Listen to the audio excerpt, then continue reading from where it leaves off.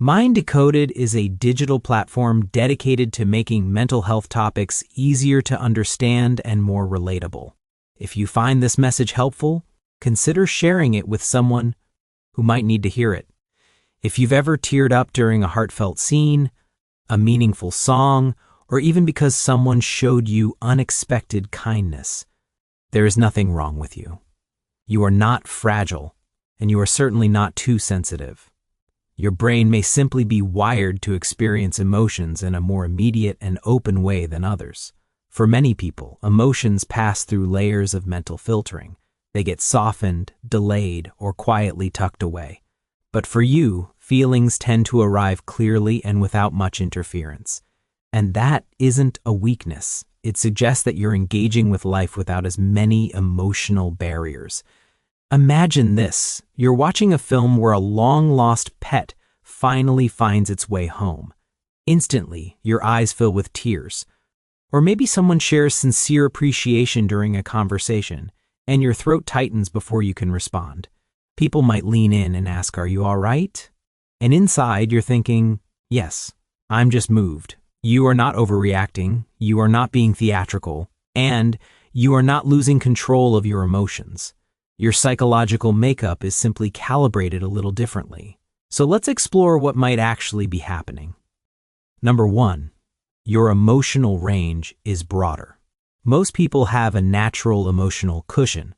When something happens, their brain gently tones it down before they fully feel it.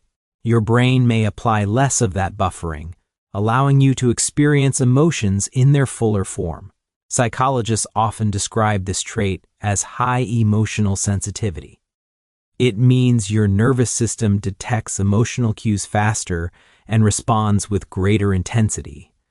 Moments that seem small to others can feel profound to you, not because you're magnifying them, but because you're perceiving layers others might overlook.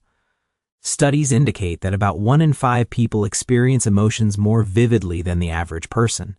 These individuals are often highly attuned to subtle shifts, a hesitation in someone's speech, an unspoken message beneath words, or the emotional weight behind a simple gesture. So it's not just that you feel more, you notice more, a fleeting silence, a lyric that mirrors your own story, a quiet act of compassion. Your brain registers emotional details that many people unconsciously pass by. Sensitivity paired with awareness is not a defect. It is a perceptual strength. Number 2, tears are a form of release, not evidence of falling apart.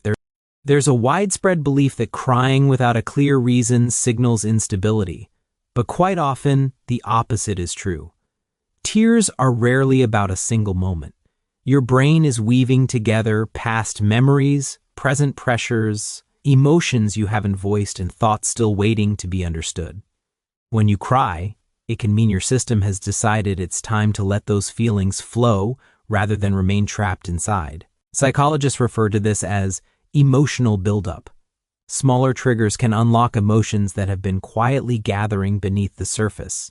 Research has shown that people who allow themselves to cry frequently may maintain lower overall stress levels. Emotional tears can activate the body's soothing mechanisms, helping regulate internal tension.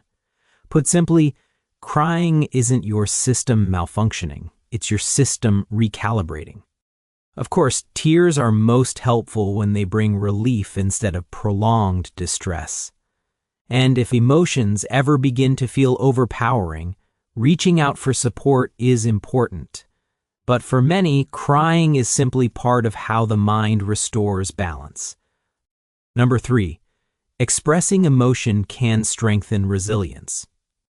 There's a common assumption that people who cry easily are less equipped to handle hardship. Yet many emotionally expressive individuals cope remarkably well, precisely because they don't suppress what they feel. When emotions are acknowledged and released, they are less likely to accumulate into overwhelming pressure. Your emotional capacity isn't limited, it's actively being managed. Research connects emotional expression with quicker recovery after stress and a deeper understanding of one's inner world. People who permit themselves to cry often become skilled at identifying and processing their feelings. What some label as emotional instability may actually be emotional literacy. And there's another benefit that often goes unrecognized. Your openness can act as a compass for relationships. When you allow your emotions to be visible, it becomes clearer who responds with empathy and who retreats.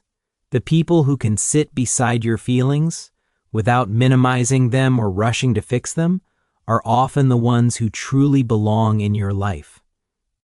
Number 4, you're not overwhelming, you're perceptive.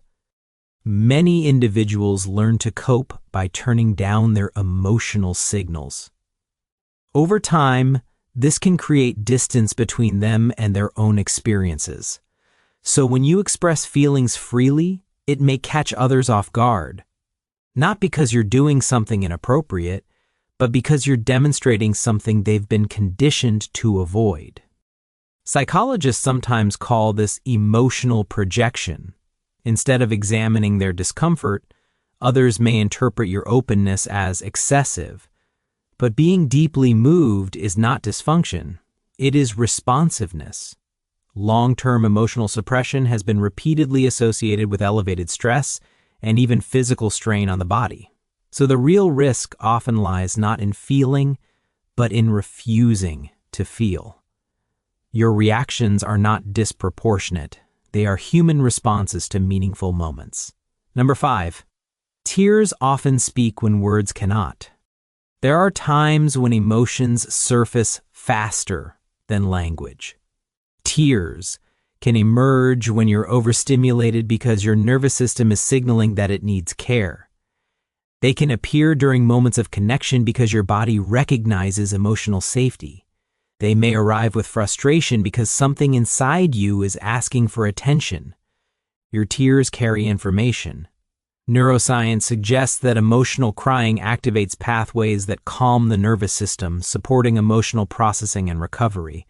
We live in a culture that frequently praises emotional detachment, yet you've remained connected to joy, to sorrow, to significance, to the richness of experience. And that requires quiet courage. Crying can unsettle people because it reveals a depth many have been taught to conceal. But being human has always been intense. Life touches us. Relationships shape us. Moments change us. You didn't disconnect from that. So the next time someone wonders, "Why are you crying?" remind yourself, you are not overly sensitive. You are not too much. You are not broken. And you are not failing at emotional regulation. You are allowing yourself to respond authentically to what matters. While some move through life emotionally guarded, you continue to experience it in full color. And that is deeply human. So tell us, are you someone who cries easily and embraces it, or do you rarely cry at all? Share your answer in the comments below. If this spoke to you, consider subscribing for more psychology-based insights.